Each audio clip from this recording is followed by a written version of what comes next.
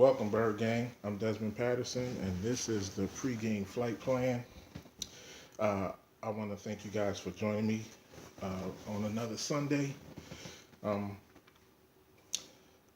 got some exciting things coming up. I'll get to that at the end of the video. But I want you guys to know that I'm really enjoying what I'm doing. Um, I enjoy the feedback. Uh, what else? This is just something that I truly enjoy. Sometimes I kind of try too much to remove myself. I don't want to seem like an idiot on here, screaming and yelling and hollering. Um, but if you guys see me during the games, you'll see that I am, a passionate fan. I know sometimes on here I seem a little reserved. That's why I'm just trying to keep it professional. That's all. So just in a little moment of transparency, I just want to let you guys know that, just because I sit back and I look calm, cool, and collected, that I don't, I'm not invested emotionally because I am. I love this team. Anybody that's close to me knows that I love this team. And things that I say critical of this team are just that. It's just constructive criticism. Just to give you guys an inside view of what I think and what I feel. Most things that I say about this team are not just based on um, emotion. It's a lot of logic, a lot of analysis go into it.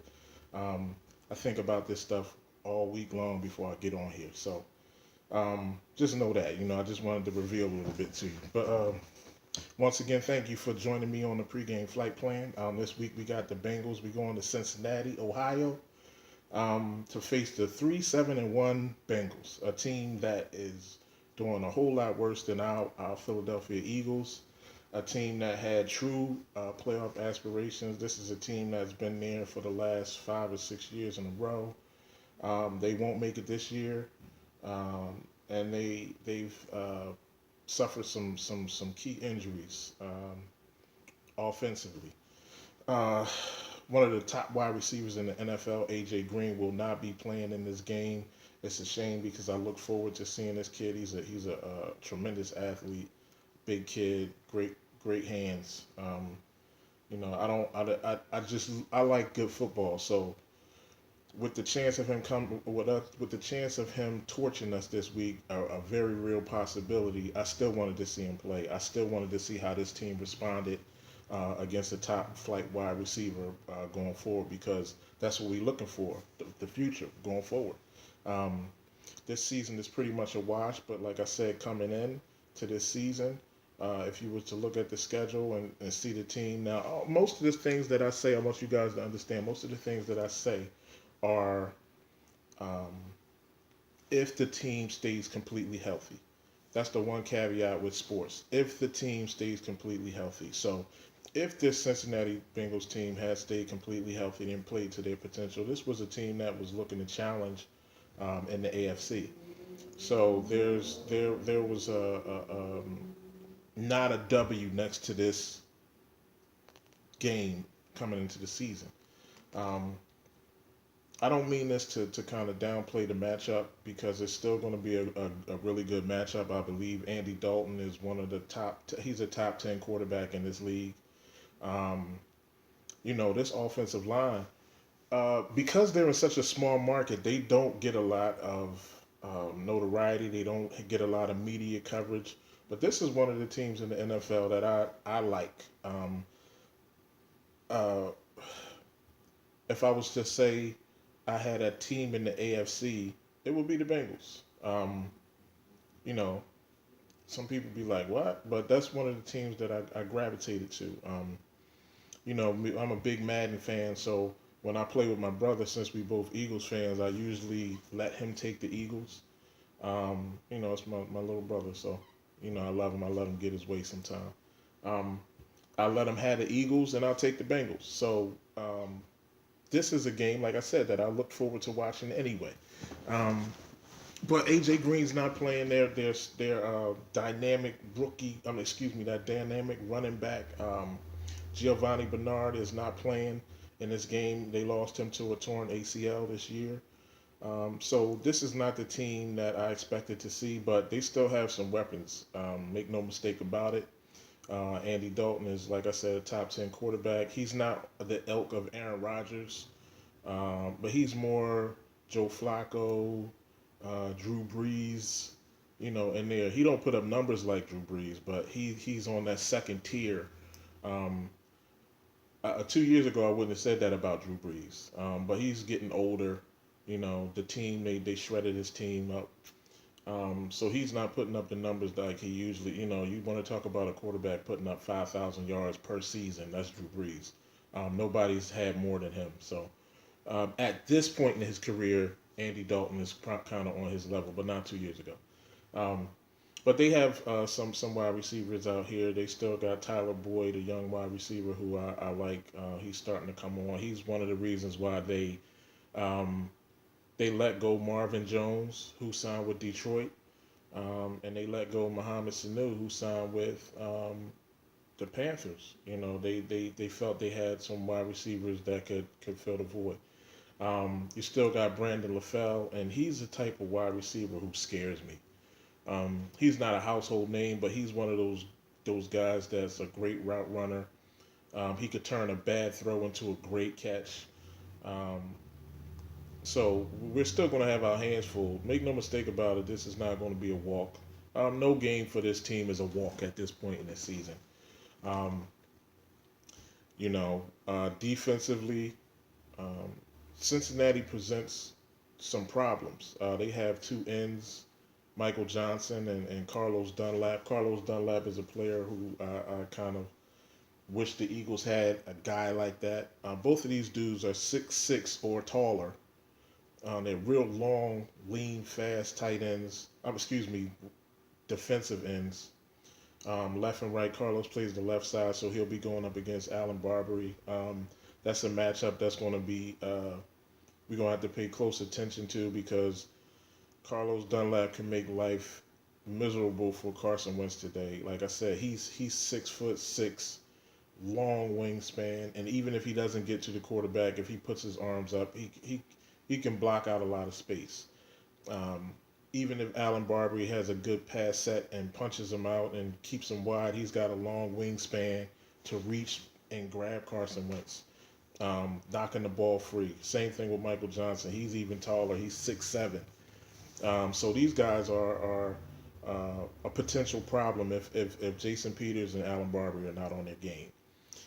Inside, you got one of the premier defensive tackles in the league in Geno Atkins, um, who is a lot like say a Warren Sapp type, John Randall type. He's a quick penetrator. He's more of a pass rusher, um, and no quarterback likes to be disrupted up the middle.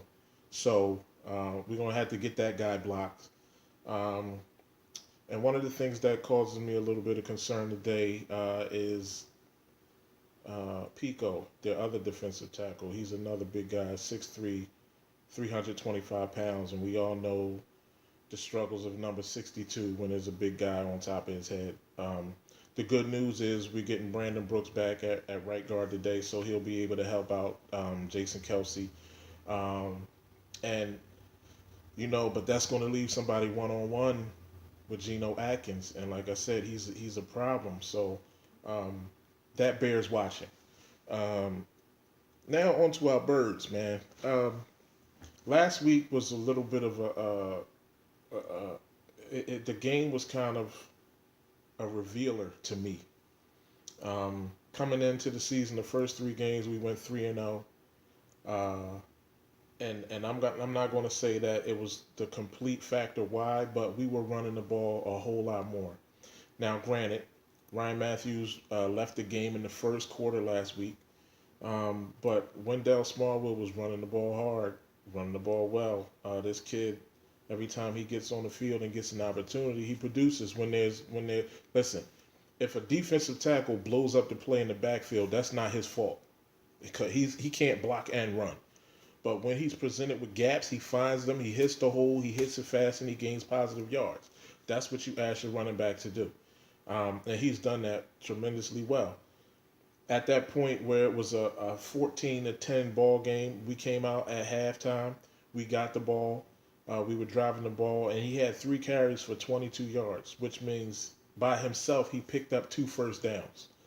Uh, and then unexplainably, we only ran the ball 2 more times after that interception. That's not a player thing. That's a coach thing. So that is on Doug Peterson. He has to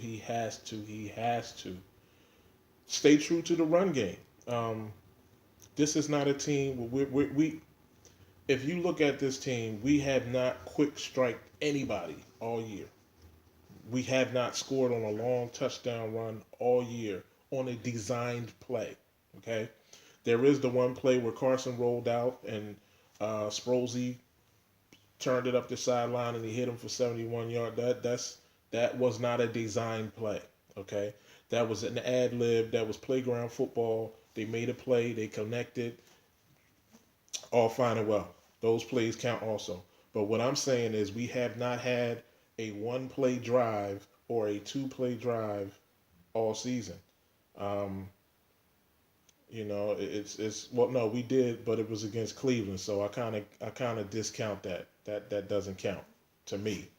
Cleveland hasn't done anything this year.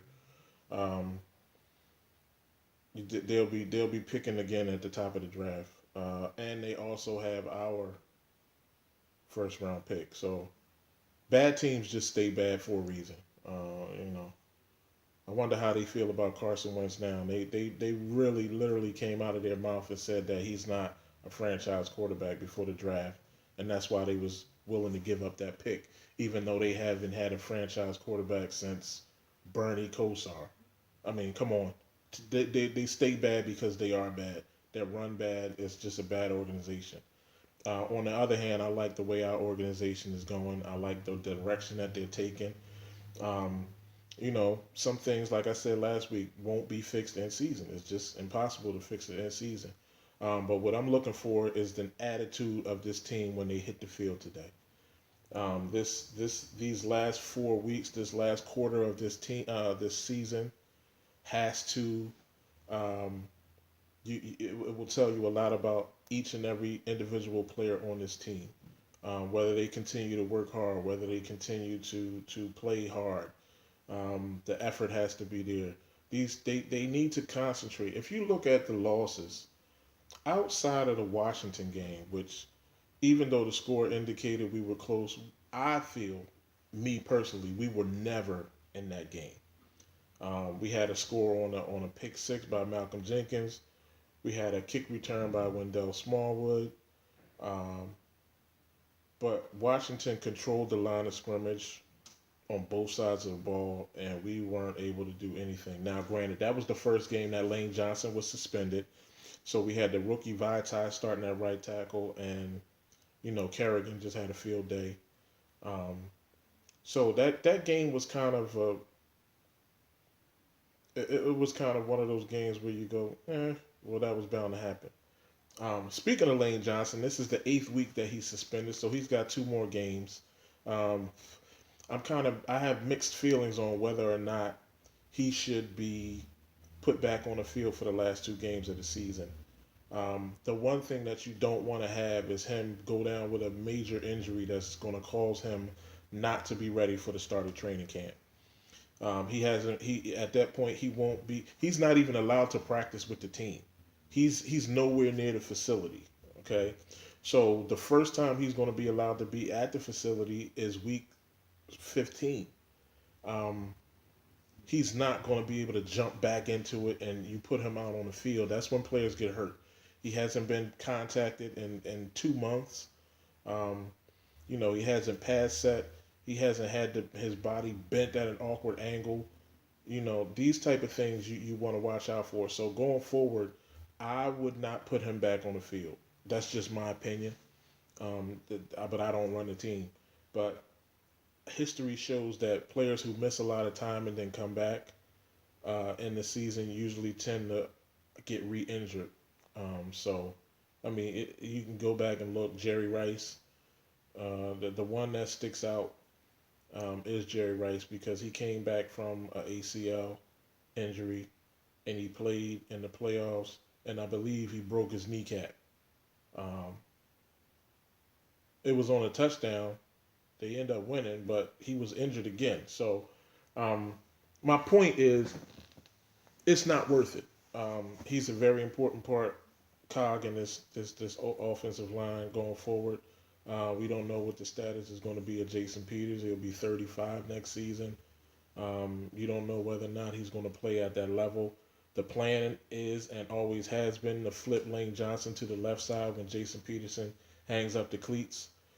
So if that ends up being this offseason, you don't want to have your projected left tackle coming off of an injury. So I would just sit him. Continue to let Vitae play once he comes back, which he won't be playing today with that MCL sprain. Ryan Matthews also won't be playing today. Jordan Matthews, as you know, he went down hurt in the last game. Um, Not sure if he's playing. Even if he is, I don't know how effective he'll be. Not sure if Nelson Aguilar will be activated. If Doug Peterson is smart, he will be. Um, he will be active for this game. He's going to need him. Um, we saw last week that without Jordan Matthews, the offense basically stalled out. Um, they weren't able to move the ball. We had some miscues on the line, another bad snap by Jason Kelsey. The thing that's killing this team is mistakes on our part. This team is not good enough to make numerous mistakes and dumb penalties and win. So that's what you want to see going forward. Them play a nice, clean, crisp game uh, for 4 quarters from here on out. They have not won a road game yet this season. I want to see them try to break that today. Um, it's good to win at home, but you only play 8 games at home. And even if you win all 8 games every season, you won't make the playoffs if you lose on the road. You have to be able to go on the road and win. And I want to see that start today. I want to see this team come out focused. I want to see this team come out hungry. I want to see them come out angry. These last few weeks, they've lost badly. Um, that's got to frustrate you as a player, as a pro player. If you have anything about you, if you have any pride about you, that's frustrating. Um, so I want to see this team come out and play with a chip on their shoulder. I want to see them come out and play smart, and I want to enjoy a good football game. Um, we have a chance. We have a chance, and I hate even bringing this up. It's the slightest of chances to make the playoffs. A bunch of miraculous, magnanimous stuff got to happen for that to happen. Which I'm glad that you wanna kind of hold out hope, but I'm not holding out hope. Like I said, I don't want to see this team in the playoffs. Um, you want the young players to kind of have some success. Well, good. Let them have some success finishing out this season on some win streaks. But going into the playoffs, I don't. I just I don't. This team will frustrate you and will continue to make the bad mistakes that it has been making until there are some other corrections. Um, and a lot of it is coaching style. I alluded to we can't send a blitz and our corner's not jammed. That's fundamental. That's fundamental. You can't give a guy a free release off the line of scrimmage if you're sending a weak side blitz, overload blitz. Just basic things like that. But again, I just want to see a good, clean, crisp game from this team. I want to enjoy a good football team. I want to have a positive news week, a positive things to report this week. And going forward, I want to see this team do well. I believe they will do well. I think everything is in place for them to do well with a couple of more moves in the offseason. Um, and, I don't say, I don't want to say that they should change their focus. Well, they should change their focus from a playoff standpoint, but from a playing good football standpoint and a technical standpoint and an execution wise standpoint, I think they should change their focus because it hasn't been what it needed to be. Um, So with that, all that being said, let's enjoy this football game. I want to see them come out and do well. Cheer this team on, and have some positive things to say on the 2020. So um, join me after the game for the post game 2020 show. Um, and leave me comments. You know, send me some things. I'm getting some good feedback from some people. Some ideas uh, that I'm going to start to implement. Um, One was to leave the clipboard out because I don't look at my notes. They asked, "Do I even have notes?" I do have notes, but it's all up here. I've been watching football for a long time, so I don't need a lot of notes. When you know something, you just know it. But with that being said, let's enjoy this game. Root our team on, um, and you know, holla, holla at your boy. You know, my name is Desmond Patterson. This has been the pregame flight plan. Peace.